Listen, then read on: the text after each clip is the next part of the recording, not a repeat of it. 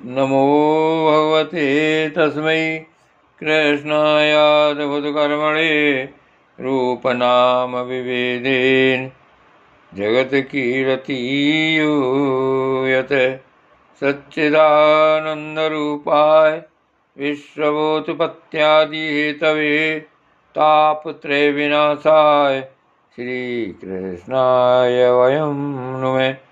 श्रीमद्भागवत महापुराण नवम स्कंद 19वां अध्याय ययाति का गृह त्याग। श्री सुखदेव जी कहते हैं, परीक्षित राजा ययाति इस प्रकार स्त्री के वश में होकर विषयों का भोग करते हुए रहे। एक दिन जब अपने अधःपतन पर दृष्टि गई तब उन्हें बड़ा वैराग्य हुआ और उन्होंने अपनी प्रिय पत्नी देवयानी से इस गाथा का गान किया। भृगुनंदिनी, तुम यह गाथा सुनो। पृथ्वी में मेरे ही समान विषयी का यह सत्य इतिहास है।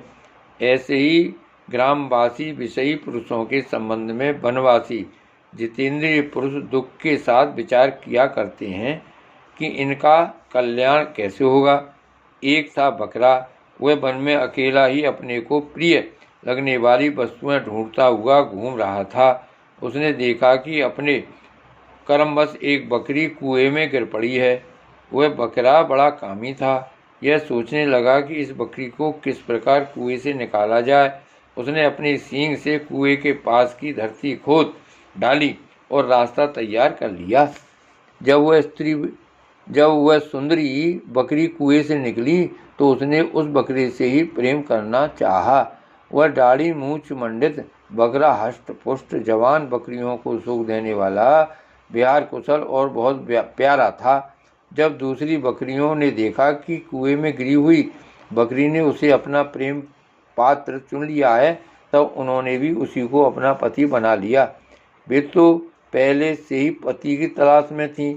उस बकरे के सिर पर काम रूप पिशाच सवार था। वह अकेला ही बहुत सी बकरियों के साथ विहार करने लगा और अपनी सब सुध बुध खो बैठा। जब उसकी कुएं में से निकली हुई प्रियतमा बकरी ने देखा कि मेरा पति तो अपनी दूसरी प्रियतमा बकरी से विहार कर रहा है तो उसे बकरे की यह करतूत सहन न हुई। उसने देखा कि यह तो बड़ा कामी है, इसके प्रेम का कोई भरोसा नहीं है और यह मित्र के रूप में शत्रु का काम कर रहा है। अतः वह बकरी उस इंद्रिय लोलुप बकरी को छोड़कर बड़े दुख से अपने पालने वाले के पास चली गई। वह दीन कामी बकरा उसे मनाने के लिए मैं करता हुआ उसके पीछे पीछे चला, परंतु उसे मार्ग में मना न सका। उस बकरी का स्वामी एक ब्राह्मण था। उसने क्रोध में आकर बकरे के लटकते हुए अंडकोश को काट दिया, परंतु फिर उस बकरे का ही भला करने के लिए फिर से उसे जोड़ भी दिया। उसे इस प्रकार के बहुत से उपाय मालूम थे। प्रिय, इस प्रकार अंडकोश जुड़ जाने पर वह बकरा फिर कुएं से निकली हुई बकरी के साथ बहुत दिनों तक विषय भोग करता रहा, परंतु आज तक उसे संतोष न हुआ। सुंदरी, मेरी भी यही दशा है। तुम्हारे प्रेम पास में बंधकर मैं भी अत्यंत दीन हो गया। तुम्हारी माया से मोहित होकर मैं अपने आप को भी भूल गया हूँ। प्रिय, पृथ्वी में जितने भी धान्य चावल जौ आदि सुवर्ण पशु और स्त्रियां हैं, वे सब के सब मिलकर भी उस पुरुष के मन को संतुष्ट नहीं कर सकते जो कामनाओं के प्रहार से जर्जर हो रहा है। विषयों के भोगने से भोग वासना कभी शांत नहीं हो सकती, बल्कि जैसे घी की आहुति डालने पर आग और भड़क उठती है, वैसे ही भोग वासनाएं भी भोगों से प्रबल हो जाती हैं। जब मनुष्य किसी भी प्राणी और किसी भी वस्तु के साथ राग द्वेष का भाव नहीं रखता तब वह समदर्शी हो जाता है तथा उसके लिए सभी दिशाएं सुखमयी बन जाती हैं। विषयों की तृष्णा ही दुखों का उद्गम स्थान है। मंद बुद्धि लोग बड़ी कठिनाई से उसका त्याग कर सकते हैं। शरीर बूढ़ा हो जाता है पर तृष्णा नित्य नवीन ही होती जाती है। अतः जो अपना कल्याण चाहता है उसे शीघ्र से शीघ्र इस तृष्णा भोग वासना का त्याग कर देना चाहिए। और तो क्या, अपनी माँ, बहन और कन्या के साथ भी अकेले एक आसन पर चढ़कर नहीं बैठना चाहिए। इंद्रियां इतनी बलवान हैं कि बड़े बड़े विद्वानों को भी विचलित कर देती हैं। विषयों का बार बार सेवन करते करते मेरे 1000 वर्ष पूरे हो गए, फिर भी क्षण प्रतिक्षण उन भोगों की लालसा बढ़ती ही जा रही है। इसलिए मैं अब भोगों की वासना तृष्णा का परित्याग करके अपना अंतःकरण परमात्मा के प्रति समर्पित कर दूंगा और शीत उष्ण सुख दुख आदि के भावों से ऊपर उठकर अहंकार से मुक्त हो हरिणों के साथ वन में विचरूंगा।